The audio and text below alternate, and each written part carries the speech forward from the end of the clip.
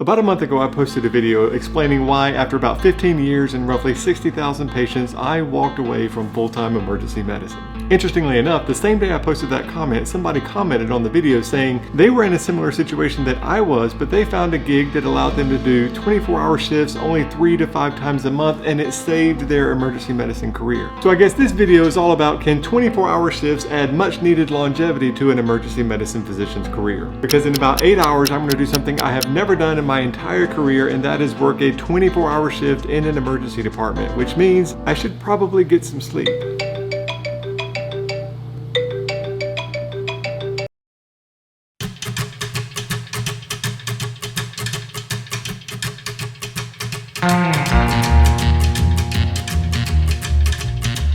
Alright, to make sure I have everything I need for the next 24 hours, you can see I've got my coffee, my nuts, my snack bars, 2 forms of snack bars, more fruit.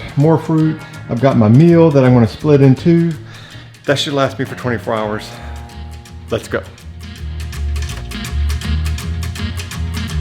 I'm not really looking forward to the free hotel breakfast, but beggars can't be choosers.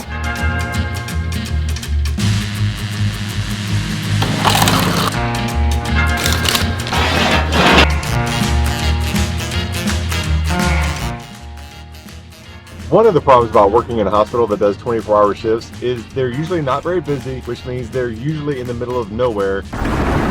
So to avoid having to get up at 4 in the morning, I spent the night in the hotel last night. Ooh, a Starbucks. Thanks for choosing Starbucks. What can I get for you? Can I have a venti iced coffee with almond milk and no classic? Don't judge me. All right, thanks a lot. Have a good day. The one thing that's kind of weird about Starbucks is they give you lids that have holes in them, but they also give you a straw. I'm not really sure what the purpose of the straw is. So now it's 7 in the morning and I've made it to the hospital. And now that I'm here, it's time to set up base camp. All right, so here I've got my desk. I have a place to sleep. I have a bathroom in there. So I should be pretty good to go. I just finished hour number 1. Saw 1 patient. Only 23 more hours to go. Hour 2, 1 more patient. 22 more hours to go. The day is progressing pretty good so far. No huge patient burden, and I made it until 11:30 before busting out the snack bag. It's an apple a day, right? As the afternoon went on, I would see about 1.5 patients per hour. And things went pretty smoothly, but when nightfall came, I had to make the biggest decision of the shift. The biggest question is, should I continue drinking coffee thinking that I won't be able to get any sleep tonight, or gamble on being able to get some sleep tonight, not drink the coffee so I can get some sleep? But if people show up and I haven't drinking any coffee, I can barely talk right now. I think that answers the question. I should probably drink some coffee.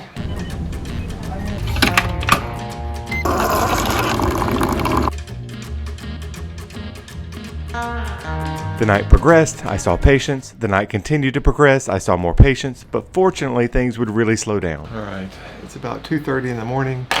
I just cleared out the department. It's completely empty. I'm going to jinx myself by trying to get some sleep, and we'll see how this goes. Okay, here are my initial impressions.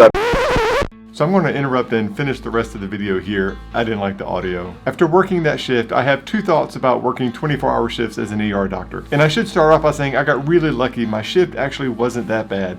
Ultimately, I became really too tired to keep doing the tick marks to see how many patients I saw. But in reality, it was probably somewhere between 20 and 30, and scattered over 24 hours, it was not that big a deal. And while I was ultimately able to get 2 hours of sleep, ultimately my 2 thoughts are this. Number 1, what is the effect of doing something like that on your overall health? The data are pretty clear, and there seems to be a lot of documentation correlating poor sleep habits and the negative long-term effects on your health, from like early onset dementia to coronary artery disease. So in my attempt to work less, what are the long-term effects on that 24-hour shift and the poor sleep associated with it towards my overall health span? Did that 1 shift move the needle on early onset dementia? I hope not. But if I were to do that every week, who knows? The other thing about working a 24-hour shift is when I was done, I had about an 1.5 to 2 hour drive home.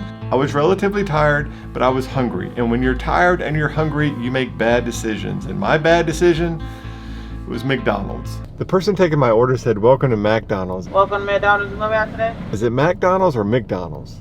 Okay, I'm not proud of this. Now, I did do the healthiest option, the egg McMuffin.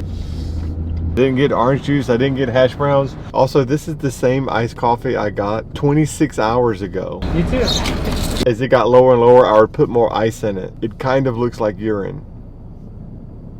So ultimately, I'm wrestling with the benefits of working less, maybe one 24-hour shift a week, with the long-term potentially negative health consequences that those shifts would have on me. Now, the second thing that comes to mind is opportunity. Nobody's going into emergency medicine for the prestige of being able to work 24-hour shifts in a rural hospital. I feel pretty fortunate in that there's one pretty close to me, but I imagine that's not the case for an overwhelming majority of the ER physicians out there. Ultimately, I think what I'm trying to figure out is, would I want to do one 24-hour ER shift a week to maintain longevity within the specialty? I had a pretty easy shift, but that is not always going to be the case. A lot of ER physicians transition to urgent care at some point in their career.